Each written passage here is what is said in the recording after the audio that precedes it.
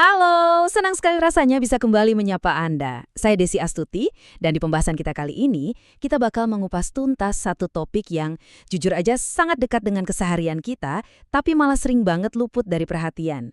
Betul, kita akan bicara soal lisan, ucapan kita. Sadar nggak sih, lisan ini kan salah satu anugerah paling luar biasa yang Allah berikan ke kita ya.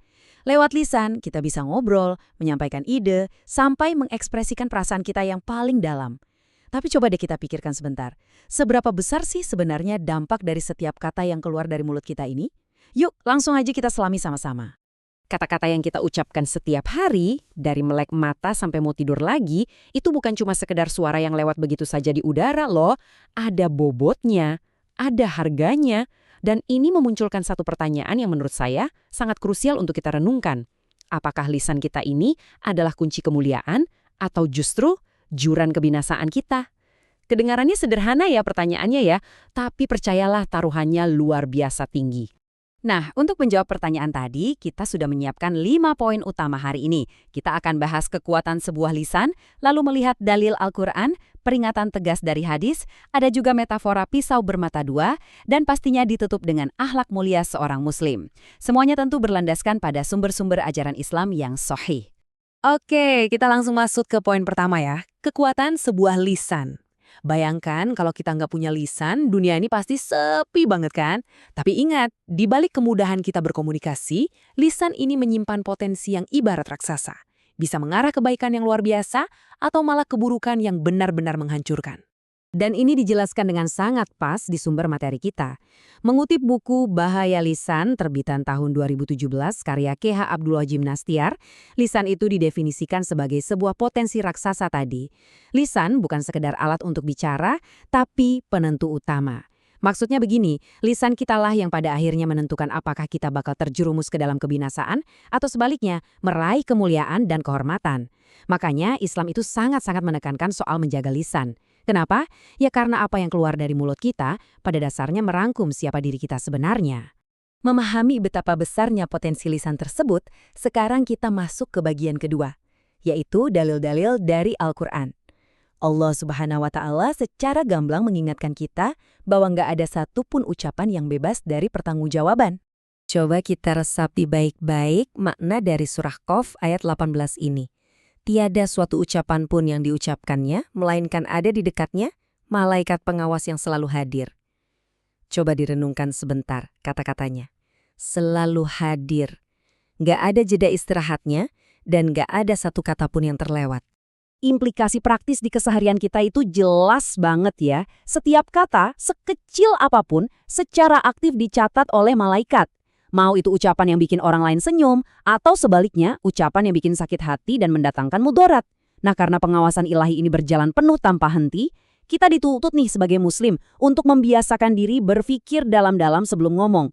Disaring dulu gitu loh. Kita harus memastikan kata-kata yang meluncur dari lisan kita ini punya nilai positif di mata Allah Subhanahu wa Ta'ala. Tapi luar biasanya, Al-Quran itu nggak cuma ngasih peringatan keras. Ada juga perintah yang diiringi janji luar biasa indah. Kita lihat surah Al-Ahzab ayat 70-71. Wahai orang-orang yang beriman, bertakwalah kamu kepada Allah dan ucapkanlah perkataan yang benar. Ini tuh komando langsung loh, perintah ilahi supaya kita selalu mengedepankan kejujuran dan kebaikan tiap kali berinteraksi. Dan yang bikin takjub adalah janji setelahnya. Coba perhatikan apa balasan dari Allah di surah ini kalau kita mengucapkan perkataan yang benar. Pertama, amalan-amalan kita akan diperbaiki. Kedua, dosa-dosa kita akan diampuni. Masya Allah kan? Jadi ngomong yang baik itu ternyata fungsinya nggak cuma biar kita rukun sama orang-orang di sekitar kita. Tapi ini tuh jalur khusus, sarana langsung untuk mendekatkan diri kepada Allah dan mendapatkan ampunannya. Ini ibarat investasi spiritual yang modalnya gampang banget, tapi keuntungannya masif luar biasa. Nah, setelah melihat Al-Quran, kita beralih ke bagian ketiga, peringatan tegas dari hadis. Rasulullah SAW meninggalkan panduan yang sangat jelas dan tegas tentang cara kita mengelola lisan. Berdasarkan hadis riwayat Bukhari dan Muslim, pedoman utamanya itu cuma ada dua pilihan untuk orang yang beriman kepada Allah dan hari akhir. Pilihannya apa? Berkata yang baik atau diam. Udah, itu aja. Nggak ada opsi ketiga. Seorang Muslim cuma boleh bicara kalau dia yakin kata-katanya membawa kebaikan. Kalau kita mulai ragu, aduh ini pantas nggak ya diomongin? Nah kalau udah gitu, diam adalah jalan yang paling aman dan menyelamatkan. Terus gimana dong kalau kita cuek dan mengabaikan panduan tadi? Disinilah Rasulullah memberikan teguran yang seharusnya bikin kita merenung dalam-dalam. Dalam hadis riwayat At-Tirmidzi, beliau bersabda, "Bukankah manusia diseret ke neraka di atas wajah mereka disebabkan oleh hasil ucapan lisan mereka?"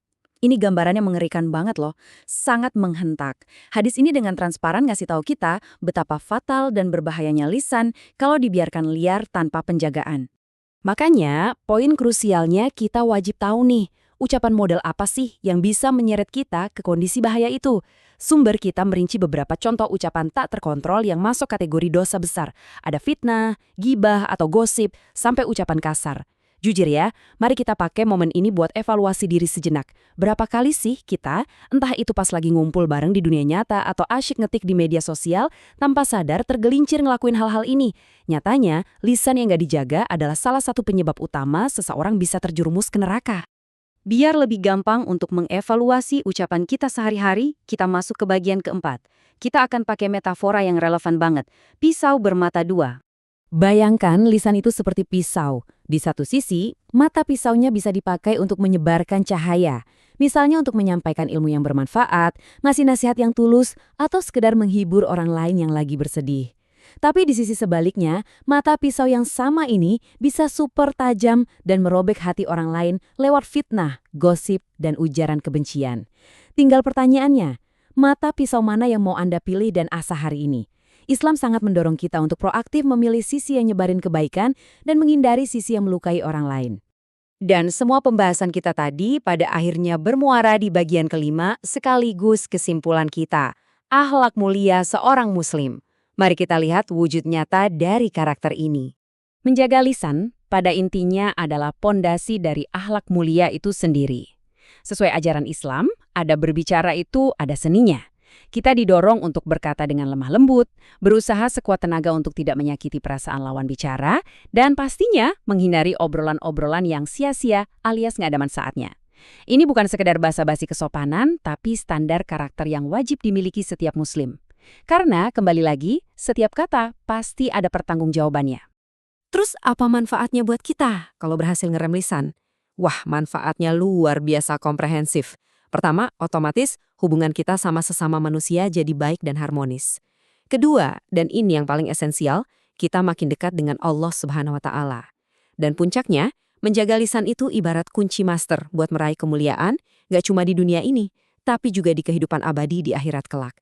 Jadi, yuk kita sama-sama jadikan lisan kita ini sebagai alat kebaikan yang selalu selaras dengan Al-Quran dan hadis. Sebagai penutup dari penjelasan materi hari ini, saya ingin meninggalkan Anda dengan satu pertanyaan mendalam untuk kita renungkan sama-sama. Sudahkah lisan kita hari ini menjadi jalan menuju surganya? Coba direnungkan. Terima kasih sudah bergabung dengan saya, Desi Astuti, dalam eksplorasi ilmu kali ini.